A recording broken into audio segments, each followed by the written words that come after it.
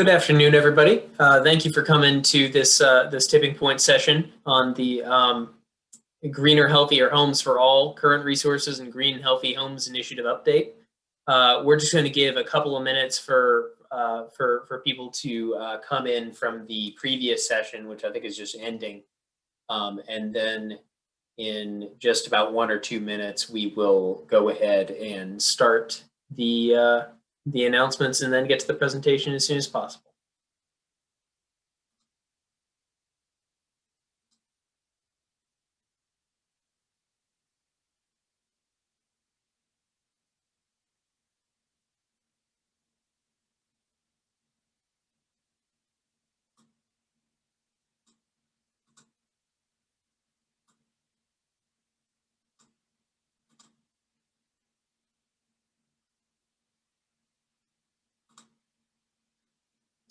All right, we have a couple of people starting to come in now, so I think we'll get started. Good afternoon. Thank you so much for joining us once again. My name is Charlie Shaddix, Communications Manager at the Partnership for Strong Communities. We're hosting 30 sessions, over 30 sessions for this Tipping Point Conference, featuring local, state, and national experts, leading conversations that explore challenges and best practices, solutions for Connecticut's affordable housing challenges and the opportunities around them. This session is going to help you learn about the current financial resources offered by the Connecticut Green Bank to help remediate mold, asbestos, lead, and other health and safety issues in single and multifamily homes. Presenting on this session, we have Kim Stevenson and Madeline Priest, both of the Connecticut Green Bank. Attendees can hear about the Connecticut Green and Healthy Homes project, which seeks to invest in housing interventions for low and moderate income families and helps unlock sustainable funding from the health sector to fill in the existing gap in resources for green and healthy homes across the state. There'll be a Q&A at the end of the session. Before we turn it over to the presenters, we just want to thank our leading sponsors for the event. The Connecticut Department of Housing and the Melville Charitable Trust. Their support is crucial for getting this conference series up and running and allowing it to exist. We also want to thank our leading sponsor, our collaborating sponsor, the Connecticut Department of Housing, and our supporting sponsors, Housing Enterprises Incorporated and Whittlesey. Finally, we'd like to thank this session sponsor for this session, which is the Connecticut Green Bank. A couple of housekeeping notes before we get started. The session is being recorded, and we will make all recordings available to conference attendees as soon as possible. After the conclusion of the conference, we're going to be sending out an email to everybody who's registered with a link to all of the different sessions, so you can go ahead and access that anytime you want. All participants in this session have entered muted. Please remain on mute unless a presenter has asked you to unmute, such as in the Q&A session. If you have a technology issue, please select the chat icon in the Zoom control panel and send it in the chat to me under PSC Zoom meetings, and I will do my best to assist you with any tech issues you might have. Your presenters will let you know how they would like content questions to be submitted for the session. And a few minutes before the end of the session, we'll launch a poll that asks for your feedback. Please take a minute to share and help us improve future webinars and conference offerings. And we'll also send you a link to the next and last session for the day, which starts right after this session ends at 3:30. Lastly, the Partnership for Strong Communities is working to help better understand the needs of our communities and affordable housing partners. Towards the end of the session, we're going to be sharing a link to a survey in chat. Please take a few minutes after this session to share your feedback and shape both the issues we work on and the ways we work. I will now turn it over to our presenters, Madeline Priest and Kim Stevenson, to get us started.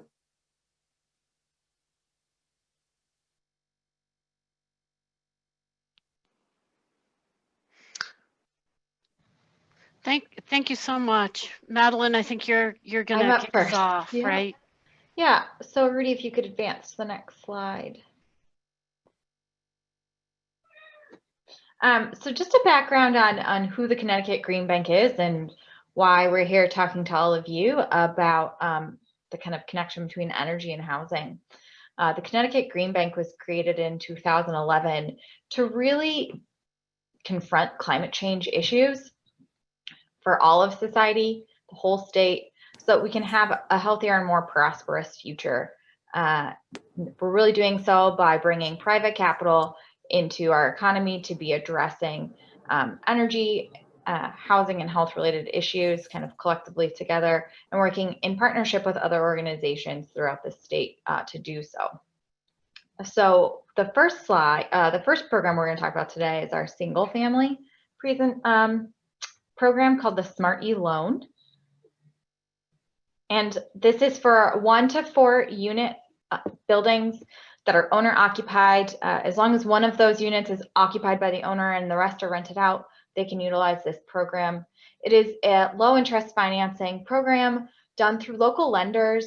We have about 7 participating credit unions, community banks, and 1 local CDFI, Capital for Change. Many of you are familiar with them, who are working in partnership with us for this loan program. It also is done through a network of over 500 approved local contractors to do this work. And the work is anywhere from traditional energy saving measures such as heating and cooling, solar insulation, windows, but it can also include other things that may be barriers or are going to be necessary to do those energy improvements, such as electrical upgrades, structural upgrades, asbestos, mold, lead remediation, can all be financed under this one loan program. Next slide, Rudy. So the product itself is anywhere from 5 to 20-year term, from a 4.49 interest rate to a 6.99 interest rate. It is an unsecured personal loan, so that makes it a really easy application process for the borrower, with no prepayment penalty and no application fee. It's traditionally just paid back like you would any other loan, back to the lender. And the nice thing about it is it requires no upfront payment or down payment to the contractor. So customers really like it because it allows them to finance 100% of their project costs, even if they don't have some of that capital up front. And our contractors love it because even though customers can finance 100% of their project costs, they're able to get some working capital so that they aren't kind of on the hook for everything on the back end. So we've really designed this product to work well for our lenders, for homeowners, and for our local contractors. Next slide. So last September in 2019,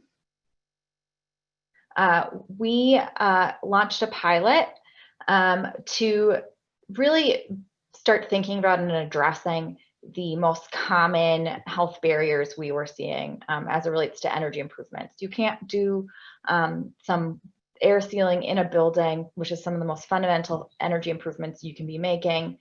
You can't do those if there's mold or asbestos prevalent in a home. It's not safe. It creates a really unsafe indoor air quality situation. And so these also tend to be some of the more expensive remediations. So what we did is we were able to allow either remediation of asbestos or mold to be their own measure, where customers can borrow up to $25,000 just to address one of those. They can add on, if their lender thinks it's appropriate for them to do so, up to $40,000 worth of work all in. That obviously gets hard with some lower income individuals. Having a $40,000 loan may just not be feasible. But this does give homeowners a little more wiggle room, assuming that they have the appropriate debt to income to be able to do this work. The Smarty loan does allow borrowers with a 580 FICO or higher, so it does encompass most homeowners in Connecticut. And we really allow people to do this work kind of no matter how they come about financing these issues. So if the issue was identified during a home energy solutions program or home energy solutions income eligible, which is the utilities weatherization programs, if during that service they identify the presence of asbestos or mold, the customer basically just has to provide a clearance report with their the contractors doing the remediation work, and then agree to finish the home energy solutions assessment within 90 days of that clearance report being signed. And the same is also true for customers who maybe know that they have mold or asbestos in their home and would like to remediate it by using this product to finance that remediation work. They also have to then agree to participate within 90 days in that Home Energy Solutions or Home Energy Solutions Income Eligible program. Or let's say one of the most common ways we see this is the customer is upgrading their boiler in their basement and the HVAC contractor points out that there is asbestos insulation on their pipes and that they should address that. They just have to either prove that they've purchased that with cash, a high efficiency HVAC unit, or that they've used other financing to install that high efficiency equipment. At the end of the day, we care about energy savings and we want to make sure that people are still doing some form of energy efficiency. That's what this loan is designed to do. So in a year, we've seen about 10 customers use this so far. We're able to start learning a lot about how customers kind of learn about these issues in their homes. As I mentioned, it is primarily through HVAC work so far. I'm reading next slide.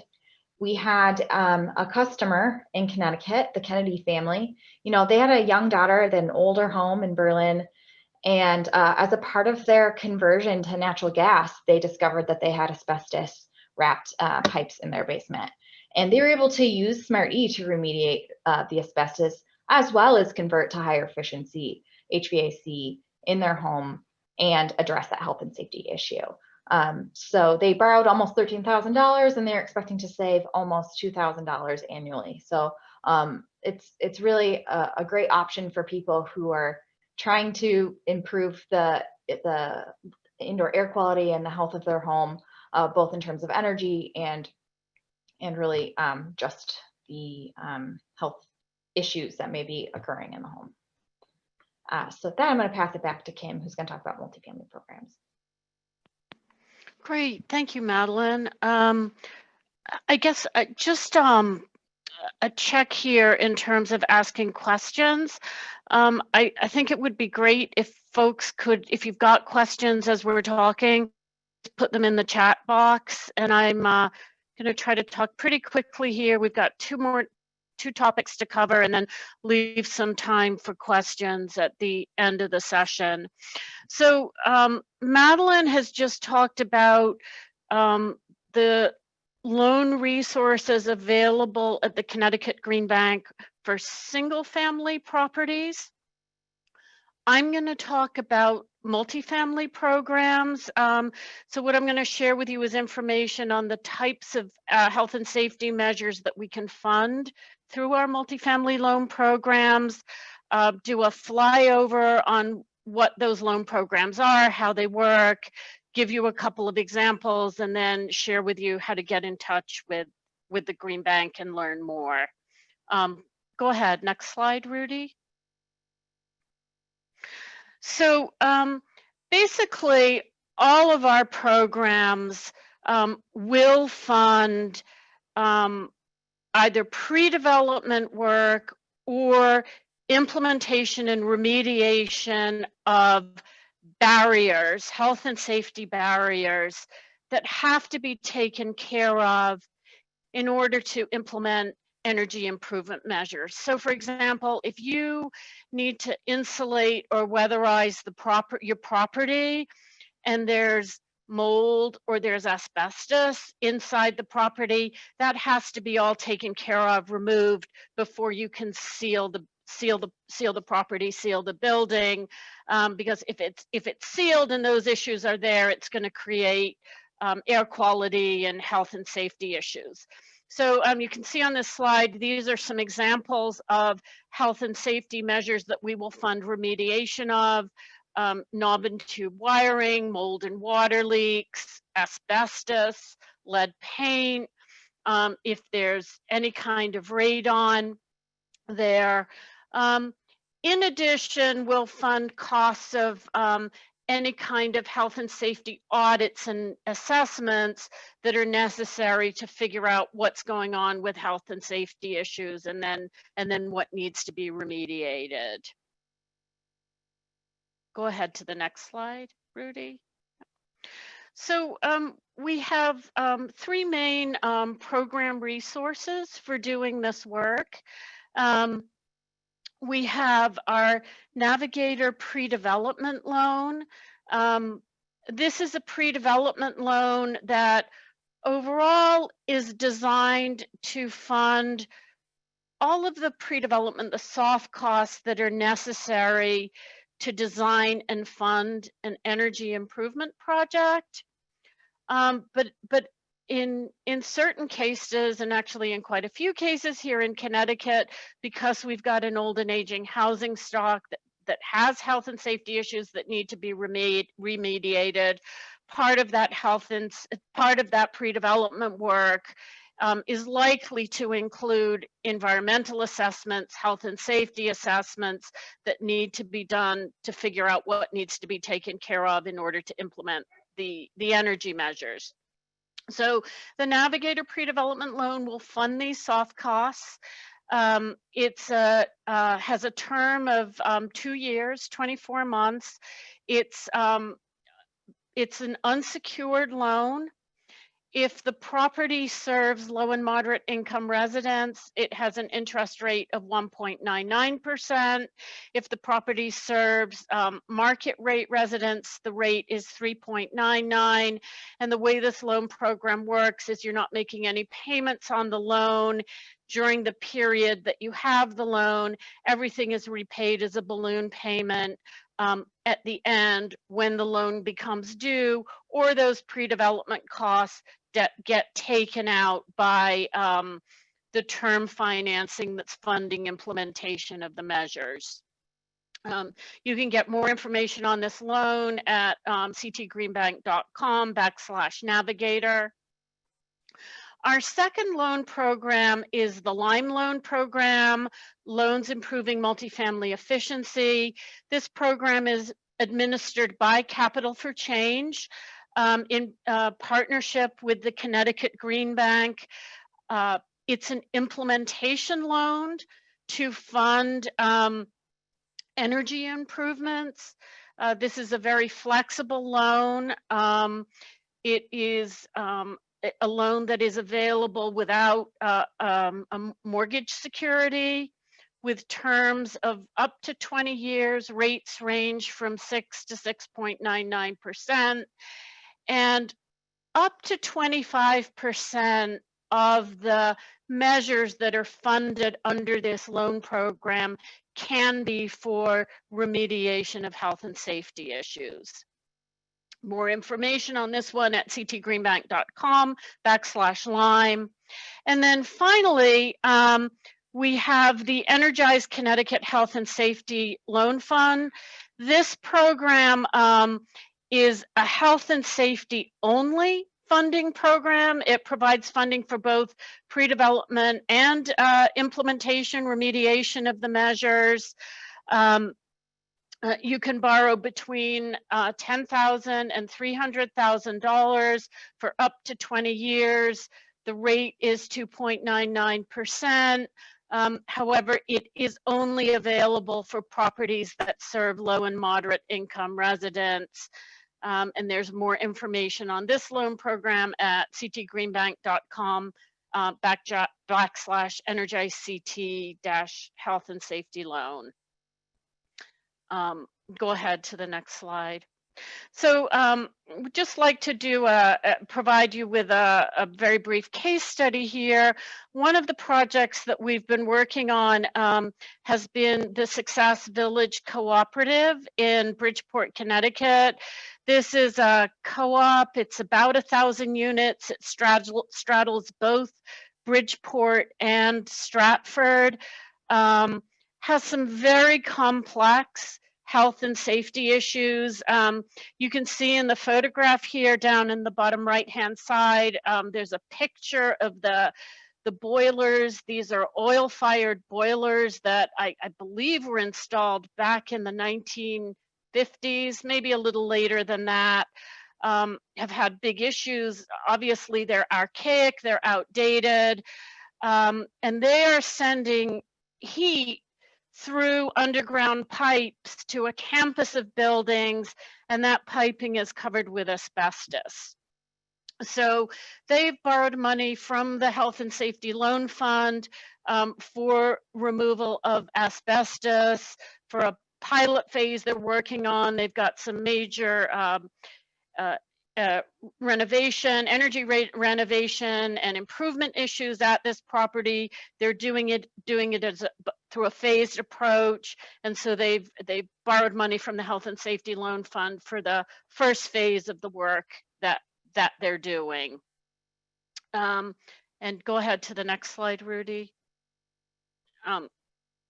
So you can see here actually in the upper right-hand corner, there's a photograph of Success Village. So you can just see this is a campus of projects. So that heating system that I just showed you is, those are the projects, the properties that is serving. We've also recently approved a loan for a scattered site project in Bridgeport, Connecticut. This is transitional housing. It's currently housing that is vacant, but Bridgeport Neighborhood Trust is working to stabilize this neighborhood, improve these properties, provide them as affordable housing. There's health and safety issues in these buildings that need to be remediated. And one of the things that we're excited about with this project is that we're able to begin to address some of the smaller multifamily properties. So this is a scattered site project where a small group of properties is owned by a single owner, and we're able to provide health and safety dollars to support remediation of the specific health and safety issues in these properties. And that's part of a larger funding stack that is funding overall remediation of these properties. And then with some of the other properties that we're looking at, we're statewide portfolio of properties. We're looking at a potential expansion of an existing health and safety loan we've done. The owner has more work to do, so they're coming back to us for additional funds. We're working with small properties, we're working with portfolios of properties, and we're working with larger properties. So just to kind of give you a sense of the scope of what we can fund with this loan program. And then finally, Rudy, go to the next slide. So if you would like more information on the Energize Connecticut Health and Safety Revolving Loan Fund, we do have a webinar recording that provides more detail on how the program works, as well as a slide presentation. I think this slideshow will be available afterwards, and there's links to that information here. Or reach out to us at the Green Bank, and we're happy to, we'd love to learn more about your projects and direct you appropriately in terms of our resources. And with that, I'm going to turn it back to Madeline, who's going to talk about the Green and Healthy Homes project. Thanks, Kim. So I wanted to just talk a little bit about an additional program or project that we've been doing in partnership with many state agencies and similar organizations and nonprofits throughout the state over the last few years. So the Green and Healthy Homes project is a collaborative effort to really be addressing kind of the overlap between health, energy, and housing. So, you know, Connecticut has really high asthma prevalence. If you look at the top 10 cities in the country, we have Bridgeport, New Haven, and Hartford as 5th, 6th, and 7th most prevalent with asthma. So we, you know, there's a big issue there with individuals being in the ER and overall just health concerns with asthma. And that over, I think it was a 3-year period, over $102 million in Medicaid claims on asthma alone. We also have an older housing stock, as Kim mentioned, and rapidly aging population. More and more people are opting to age in place. And so what we're seeing is that over a 5-year period, there were over 42,000 hospitalizations in Connecticut alone for trips and falls. And, you know, Connecticut also, due to the older housing stock, has seen over 2,000 children under the age of 6 with elevated blood lead levels. So that's all things that can be fixed by improving quality of housing, right? Energy and housing obviously also go hand in hand. Connecticut residents spend $5.2 billion a year to heat, cool, and light and provide hot water in their homes. That's more than the state's budget for healthcare or education.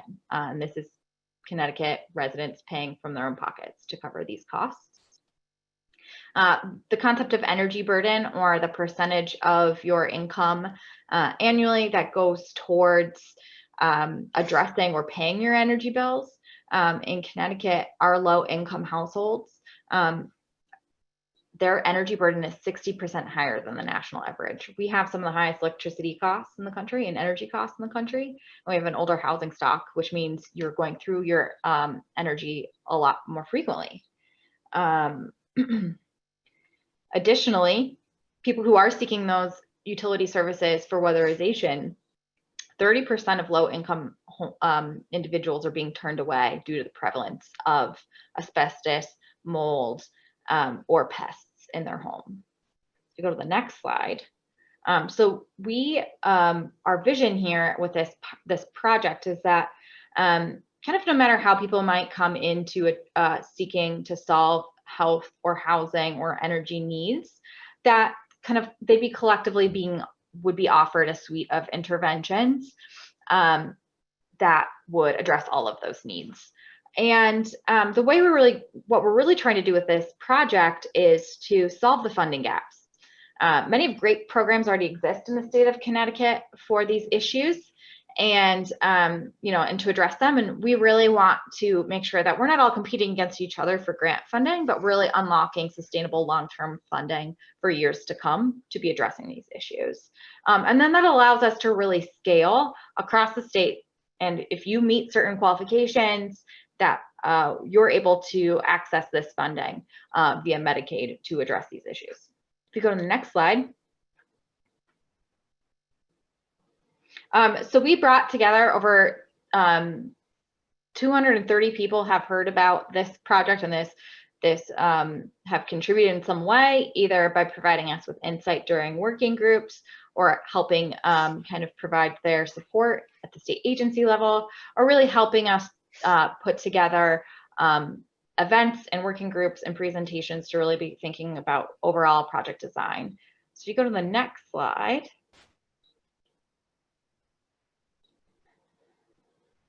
So this project is really done over 3 phases. We started, I believe, in 2017. It's been a while, 2017, where we really looked at, we did an asset and gap analysis where we determined were there enough existing programs in Connecticut we could build off of. And then we moved into kind of a feasibility analysis. The idea here is in Connecticut, that we would unlock Medicaid dollars to pay for certain pre-approved interventions that would be addressing health and safety issues in homes that are also addressing improving the quality of housing and energy issues. And really kind of coming up with a pilot design. We're starting to wrap that up now due to COVID.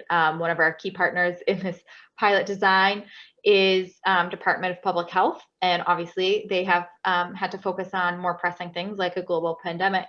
But also our partner is the Department of Social Services, who are managing the Medicaid dollars in Connecticut. They too have been very focused on addressing COVID-related needs. So this just hasn't been a huge priority. We have wrapped up the analysis though, and so those of you who've already heard this presentation before, I recognize many of your names and faces, and you're on our email list. You will actually be getting an email the next couple weeks. That's our goal, with information on that final report on our analysis. And then hopefully early next year, we'll be launching pilots. We're able to collect data to prove that these interventions do in fact save money, and that we could definitely take those funds and roll them into kind of sustainable long-term funding for programs that are addressing these needs. So you go to the next slide.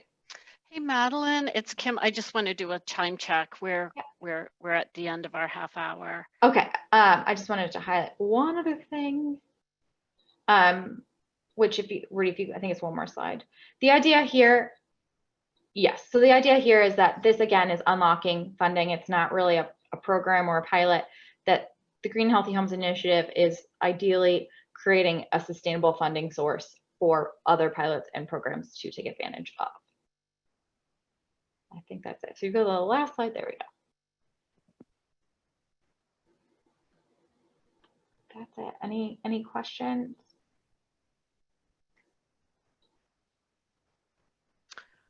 I'm not seeing anything in the chat. So Rudy, if you go to the next slide, I believe it's our contact information, or it's my contact information, sorry, Kim. But if you have any questions for us after the fact, or if you want to get added to our emailing list for the Green Healthy Homes project, you'd like to see that report, just shoot me an email and I'll make sure I either direct you to Kim if it's a multifamily related question, or add you to our email list, and you should be getting that email shortly. Absolutely, Judith, we will do that.